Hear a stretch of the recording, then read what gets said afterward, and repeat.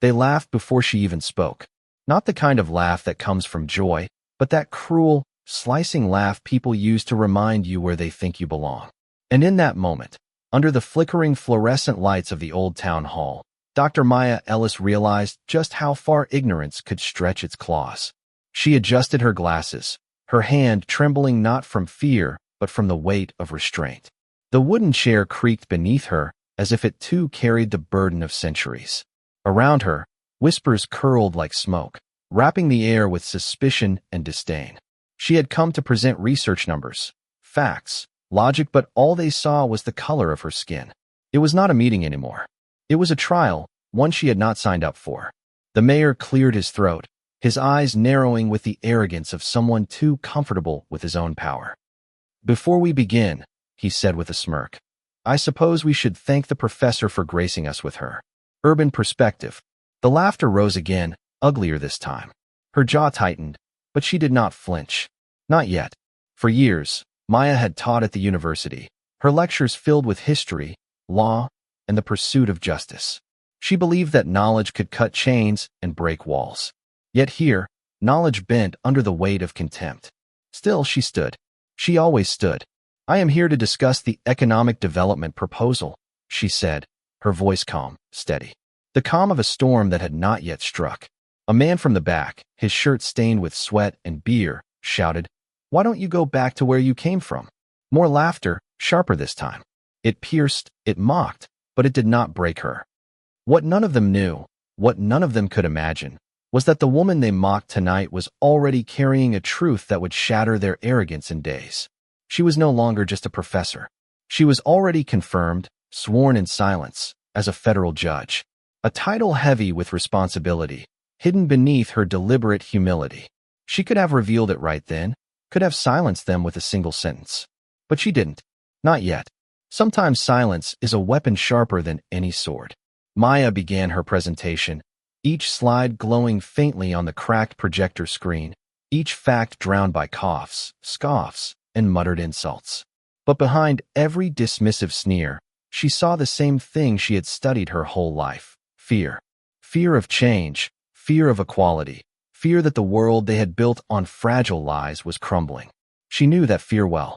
She had lived inside its shadow. But she also knew what it meant to outlive it. She paused mid-sentence. Her eyes swept the room, finding faces twisted with hate, others with discomfort, and just a few frozen in silent shame. "You believe your laughter has power," she said suddenly, breaking from her prepared notes. The room went still, surprised by her interruption. "But it doesn't. Your laughter only exposes your weakness. And weakness is loud." For the first time that evening, no one laughed. The silence was thick, suffocating, and necessary. But the mayor chuckled, shaking his head, trying to regain control. "That's enough, Professor. Let's not get too emotional. We're here for facts, not feelings." Maya's lips curved, not into a smile, but into something sharper. "Then let me give you a fact," she said, her voice low, deliberate. "Every time you try to humiliate me, every time you try to push me down, you remind the world why laws exist to protect people like me from people like you." The air shifted, almost visibly. They didn't know it yet, but they had just witnessed the opening arguments of a judge who would soon wield her authority in a courtroom, not a town hall. Her words, once dismissed, would soon carry the force of law. But for now, they only fumed. A woman near the front muttered something about quotas and undeserved opportunities. A man crossed his arms, his jaw tight with bitterness. They did not see her as equal. They saw her as an intruder. And that was their mistake. Because Maya Ellis was not an intruder in this country's story. She was the story. The meeting did not dissolve into silence for long. A man in the second row, his chest puffed as if he were defending territory, spat out, "You think you can lecture us about laws? You don't even belong here." His words carried a sour stench of alcohol and ignorance, heavy enough to sting the air. Maya locked her gaze on him. She had seen that look before, the eyes of someone desperate to cling to a fading hierarchy. He was not defending truth. He was defending fear disguised as pride. She wanted to respond, to dissect his insult with precision, but she forced herself to pause. She had learned in courtrooms and classrooms alike that silence can stretch long enough to choke arrogance. The man shifted under her stare, uncomfortable, though he would never admit it. Silence made bullies shrink. But the mayor intervened again, eager to keep his crowd roaring. This is not about you, Professor Ellis. It's about what's best for our town. And frankly, your ideas don't fit with our values. His voice dripped with politeness that barely veiled contempt. Our values. Two words that had been sharpened into a blade for centuries. Maya inhaled slowly. She remembered being a girl, sitting at the kitchen table with her grandmother, who used to whisper the truth. When people say, our values, what they often mean is our control. She straightened her papers, though she no longer needed them. Your values, she said evenly, do not belong to one color, one history, or one corner of this town. Values without justice are nothing more than excuses. Gasps rippled through the room, as though she had desecrated a sacred shrine. The mayor's smile faltered for the first time. The truth had a way of bruising even the most carefully painted facades. The tension in the room thickened until it was almost tangible. Some people shifted uneasily, their eyes darting between Maya and the mayor. A young woman near the back, no older than 20, looked at Maya with something close to admiration, though she quickly lowered her gaze when an older man beside her glared. Seeds of doubt had been planted, even if they would not bloom that night. Maya pressed on. She spoke of number-soft budgets wasted on vanity projects instead of schools, of policies that strangled opportunity rather than nurtured it. She reminded them that history does not forgive blindness. But with every sentence, the crowd's hostility swelled like a storm. Some booed. Others rolled their eyes dramatically. Yet through the noise, she kept speaking. It was not her words they wanted to elicit, it was her presence. By the time her presentation ended, sweat had gathered at her temples, though not from nerves. It was the heat of standing under the glare of so many hostile eyes. She closed her folder calmly, though inside her chest a storm raged. She knew the truth. She could not win them tonight. Not in that room. Not yet. The mayor rose, adjusting his tie with exaggerated smugness. Thank you for your input, Professor. We'll take it under advisement. The words were dismissal, not gratitude. The crowd erupted in scattered applause, more jeering than genuine. Maya gathered her belongings without rush, her movements deliberate. She would not give them the satisfaction of seeing her flustered. But as she stepped toward the exit, someone hissed from the shadows, "Judge us all you want, but you'll never be one of us." Her foot paused mid-step. A bitter smile touched her lips. If only you knew, she thought. Outside, the air was sharp with autumn chill. The night sky glowed faintly gold under the street lamps, casting long shadows across the cracked pavement. Maya walked to her car, her heels striking rhythmically against the ground. She unlocked the door, slid inside, and gripped the steering wheel. Her breath shook once, then steadied. The mask of calm she wore inside that hall had cracked just enough for her to feel the sting. She sat there for several minutes, replaying the humiliation. Not because she doubted herself, but because she needed to taste it fully. Pain was a teacher, and tonight's lesson would not be forgotten. Her phone buzzed. A message lit the screen. Congratulations again, Judge Ellis. The ceremony next week is going to be historic. She exhaled, her chest tight with the weight of irony. They had tried to strip her of dignity tonight, but in less than a week, she would walk into a federal courthouse with authority none of them could laugh away. Still, she did not rejoice. Victory was not about titles. Victory was about what she would do with them. The next morning, Maya entered her classroom at the university. Students shuffled in, carrying backpacks heavy with books and lives heavier with unseen burdens. Some greeted her with warm smiles. Others, the quieter ones, carried silent respect in the way they leaned in to listen. Before we start, Maya said, setting her notes aside, I want to tell you about last night. She recounted the meeting not with bitterness, but with unflinching honesty. The insults, the laughter, the silence. She watched her students' faces harden with anger, soften with sympathy, ignite with resolve. Why didn't you tell them who you are?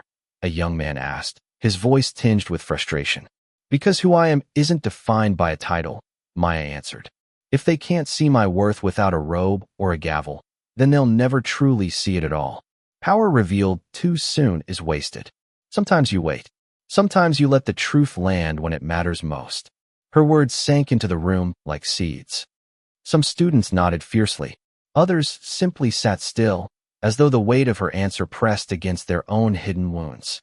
After class, Maya lingered in her office, staring at the stacks of case law and history books lining her shelves. She thought of the generations before her, people who had marched, bled, and fought so she could sit where she sat. Every insult hurled at her in that town hall was not new. It was recycled, ancient, the echo of chains rattling through time. But every time someone stood, resisted, and refused to bend, those chains weakened. Later that week, the town buzzed with whispers.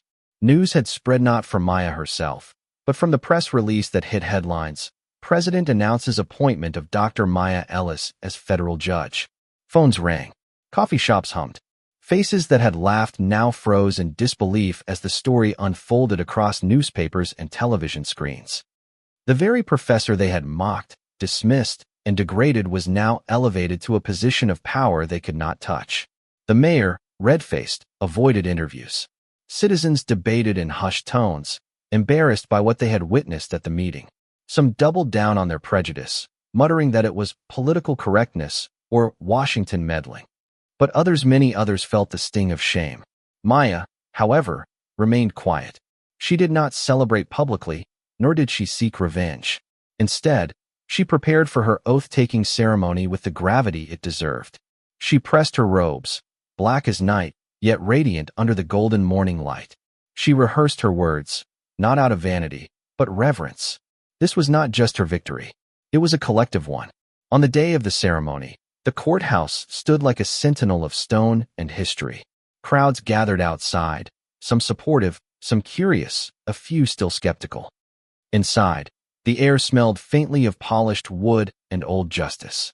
When Maya walked down the aisle, her steps were steady, her eyes fixed ahead.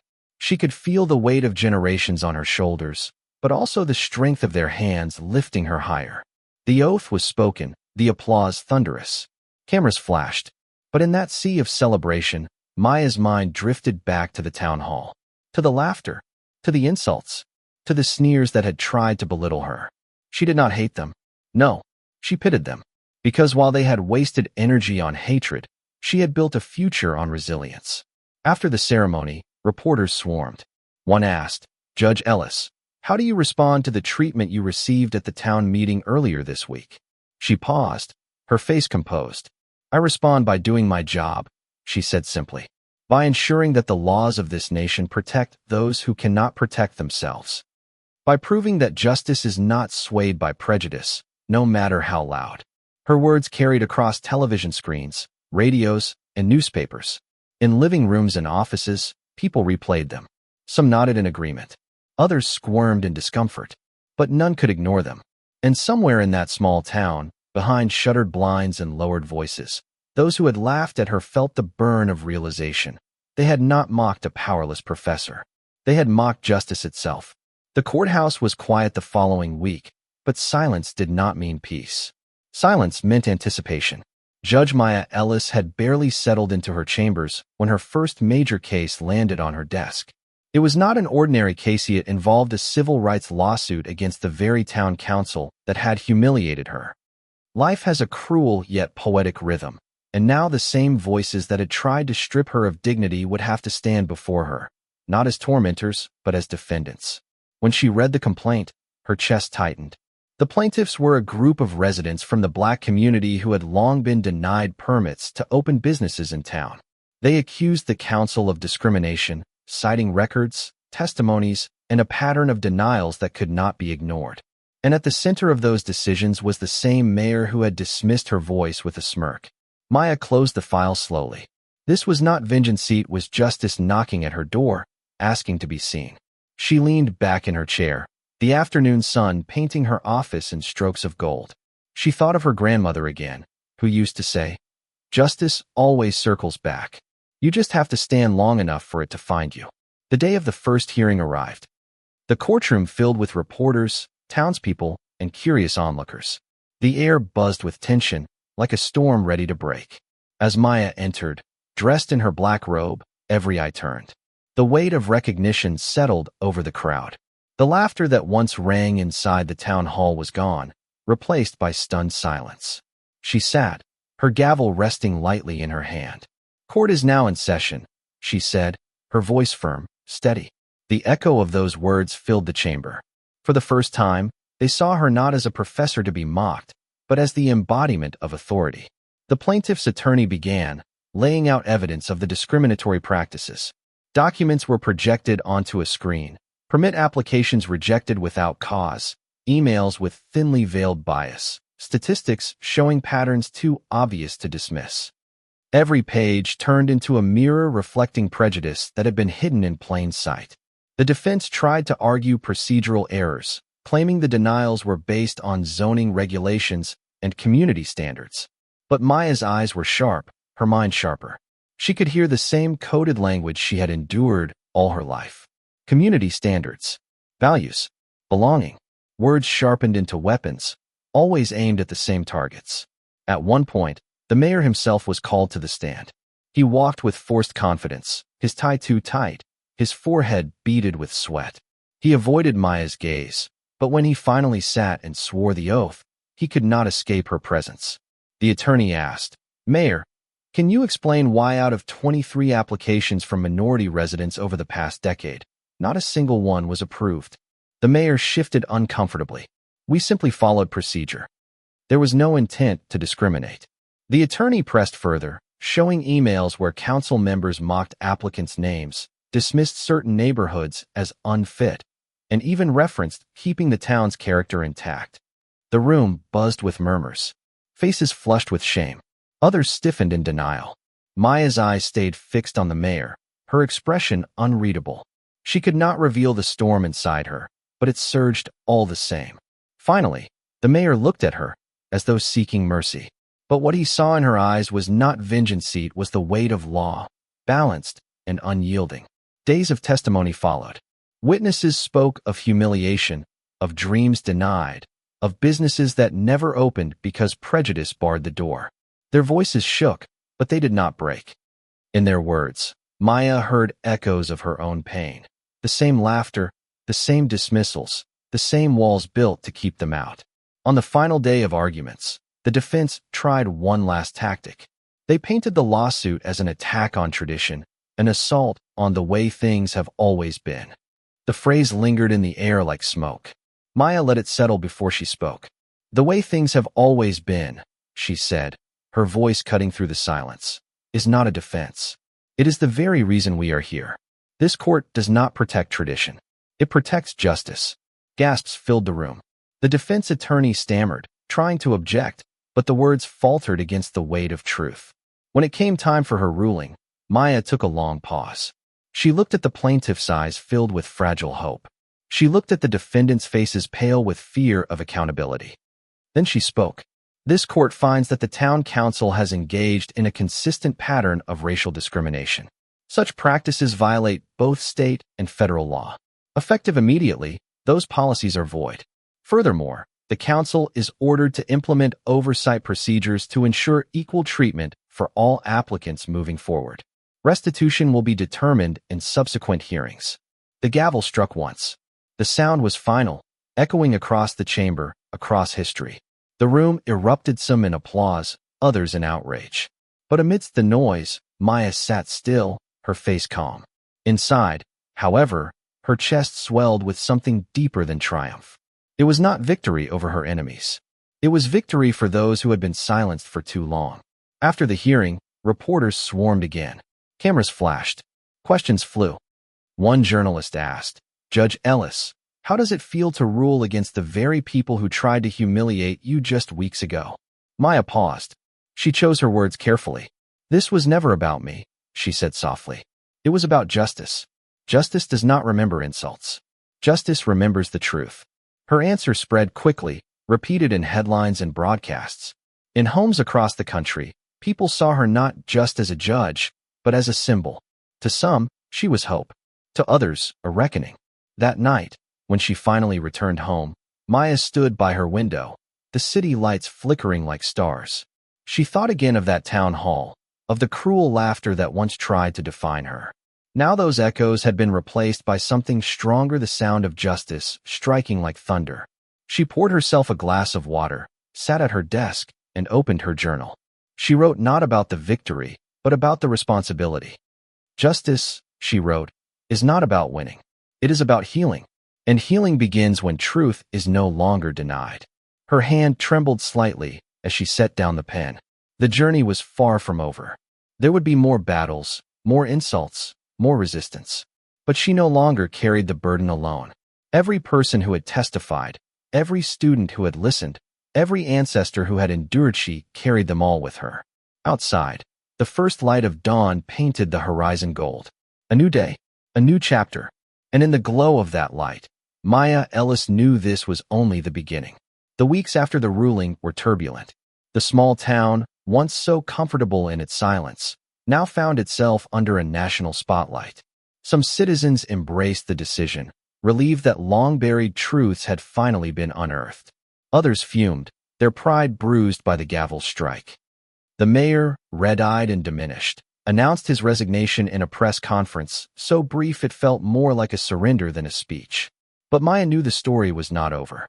Justice, once awakened, demanded persistence. She watched as new committees formed, as residents who had once been voiceless began to speak. Old wounds reopened, but only because healing requires exposure. The town was changing, not quickly, not perfectly, but undeniably. Yet change is never without resistance. A group of hardliners, bitter over the ruling, began organizing rallies. Their chants were familiar, their slogans recycled from decades past. "Protect our way of life," they shouted, their voices cracked with desperation. The irony was lost on them that their way of life had been built on exclusion. One night, after leaving the courthouse, Maya found her car vandalized. Slurs scrawled across the windows, tires slashed, a crude note shoved under the wiper. "You don't belong here." She stood in the parking lot, the golden glow of the street lamps casting shadows on the damage. For a brief moment, exhaustion washed over her. How many times must the same battle be fought?